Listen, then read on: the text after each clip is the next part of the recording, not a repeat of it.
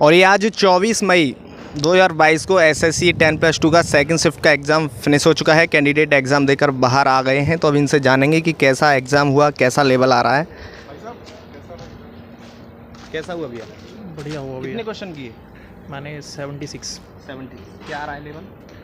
बहुत सही लेवल आ रहा है, मीडियम है, मतलब ऑन एन एवरेज है, ऐसा बना के दिया है, इजी, मीडियम, टफ। कौन सा अटेम्प्ट है आपका? मेरा ये दूसरा। इससे पहले जो फर्स्ट अटेम्प्ट दिया था सेकंड डे क्या कुछ बदलाव दिखा? हाँ, काफ़ी बदलाव कितना था। बदलाव पहले मेरा टाइम कम पड़ गया था और इस बार मेरे को लगा है कि हाँ ठीक है, मतलब ऑन एन एवरेज मैंने सही अटैम्प्ट कर लिए हैं। बाकी टाइम बताएगा, रिजल्ट बताएगा। ओवरऑल चारों पोर्शंस की बात की है तो कौन सा पोर्शन आपको टफ लगा, कौन सा इजी? थोड़ा जीएस है जो इधर उधर से आ रही है, मतलब कोई फिक्स पैटर्न नहीं है, एक जैसा पैटर्न नहीं है कोई भी, कि जिस तरीके का कि हाँ करंट ऐसे है कि 2021 की पूछी जाएगी पूरा, ऐसा कुछ नहीं है कि ये पर्टिकुलर मंथ से पूछेंगे, ऐसा नहीं है। तो बहुत इधर उधर की आ रही है। करंट अफेयर्स किस मंथ के आ रहे हैं ज़्यादा? मतलब कोई जैसे कोई फिक्स करंट अफेयर नहीं है। एक दो क्वेश्चन नवंबर का था, नवंबर 2021 के, और कुछ क्वेश्चन 2021 के पद्म श्री से थे, अवार्ड वाले। और एक्चुअल में क्या था, ज़्यादातर क्वेश्चन जो थे वो थे जो कलाकृति डांस वगैरह जो होते हैं, और रिसेंट जिनकी डेथ हुई है जो डांस वांस से रिलेटेड थे, और जिनको पद्म श्री या पद्म भूषण या पद्म विभूषण जो कुछ भी मिला है। एक क्वेश्चन द सुब्बा लक्ष्मी से था, जिन्हें संगीत के लिए सबसे पहली बार अवार्ड मिला था, तो इस टाइप से थे। तो ओवरऑल 60 मिनट में 100 क्वेश्चन मैंने क्या 60? हाँ, मतलब वो टाइमिंग की तो कमी रहती है, हर एसएससी के पेपर का यही पैटर्न है, बस आपको स्पीड होनी चाहिए, बाकी क्वेश्चन आप अटैम्प्ट कर सकते हो। बेस्ट। कैसा हुआ भैया? इधर आओ। सही हो गया। कितने क्वेश्चन किए? मैंने ज़्यादा अटैम्प्ट नहीं किया, 70 अटैम्प्ट किया।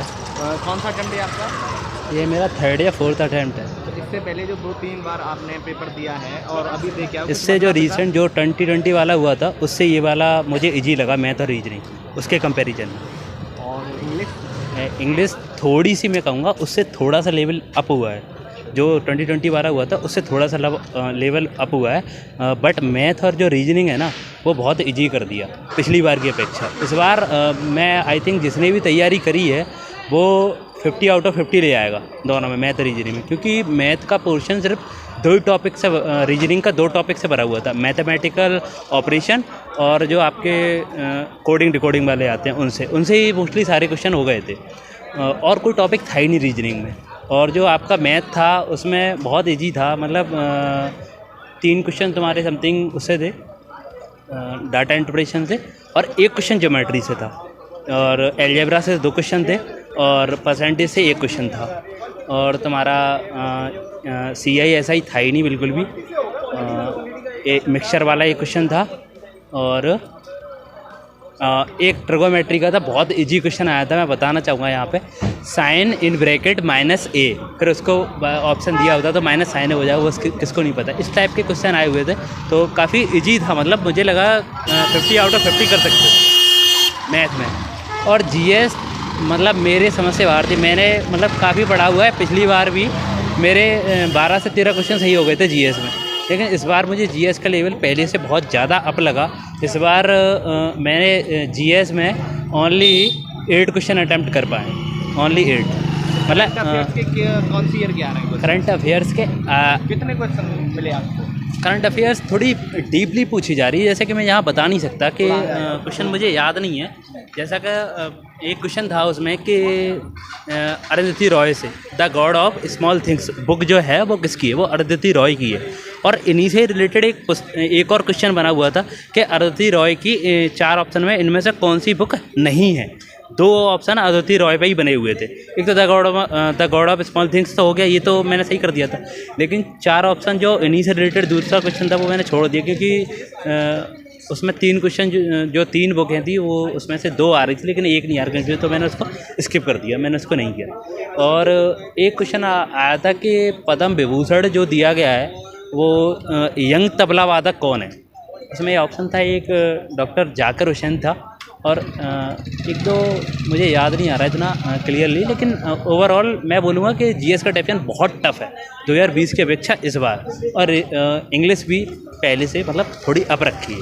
अच्छा भैया, 3-4 बार आपने 10+ का एग्जाम दिया है, जो कैंडिडेट आपको बताया कि कंटिन्यू एग्जाम 10 जून तक चलने वाला है। हाँ जी, हाँ जी। जो कैंडिडेट पहली बार इस परीक्षा में शामिल हो रहे हैं जी। 60 मिनट में 100 क्वेश्चन कैसे देख सकें? सॉल्व करना ना करना वो एक अलग विषय है। बहुत इजी तरीके से देख सकते हो। मेरी राय यही होगी कि पहले आप रीजनिंग को अटैम्प्ट करें, और रीजनिंग आपको 15 मिनट में निकाल ले जानी है, चाहे किसी भी, रुकना नहीं है। अगर क्वेश्चन नहीं आए तो स्किप करके आगे बढ़ो, बिकॉज क्योंकि उसमें ऐसे भी क्वेश्चंस आ रहे थे कि जो बीच में टाइम टेकिंग क्वेश्चन डाले हुए थे, जो हमारा टाइम ख़राब करेंगे, जो हमें रोकेंगे कि आगे ना बढ़ पाए बच्चा। लेकिन तुम्हें उस चीज़ को स्किप करके आगे निकल जाना है। और 15 मिनट 45 मिनट बचेंगे, उसमें से आप 5 मिनट दे दो जीएस को। जीएस में तो सीधा रहता है कि आ रहा है तो करो, नहीं तो फिर स्किप करो, आगे बढ़ो। उसके बाद मैंने फिर इंग्लिश को ले लिया था। इंग्लिश मैंने 8 से 9 मिनट में कर दी थी। उसके बाद पूरे मुझे 26 से 27 मिनट मिल गए थे मैथ के लिए, और वो भी मैंने ज़्यादा दे दिया। अब मैथ इतना नहीं था, आराम से 25 मिनट में। मैं ये कह रहा हूँ जिसने भी तैयारी 4-5 महीने भी करी है ना, वो 25 मिनट में आराम से मैथ को कर जाएगा। मैथ ज़्यादा कैलकुलेटिव था ही नहीं पिछली बार की अपेक्षा। मैंने सिलेक्शन पोस्ट वाला एग्ज़ाम भी दिया था, ऐसे सिलेक्शन पोस्ट फेस 9, उसमें बहुत कैलकुलेटिव पेपर था। मैंने 14 से 15 ही कर पाए थे अटैम्प्ट, लेकिन इसमें आराम से 20-22 क्वेश्चन नॉर्मली मैं कर गया था। अच्छा, और प्रीवियस ईयर से कुछ क्वेश्चन रिपीट हुए या कुछ आ रहा है? प्रीवियस ईयर से जीएस में तो कुछ रिपीट नहीं हुआ, और बाकी तुम्हारा एक्टिव पैसिव इंग्लिश में और तुम्हारा डायरेक्ट इनडायरेक्ट था नहीं। एक्टिव पैसिव से थे 3 क्वेश्चन थे एक्टिव पैसिव से, और जो क्या बोलते हैं वो पैसेज आया था 5 क्वेश्चन तो उसके ही थे, वो तो सभी को पता ही है बेसिकली।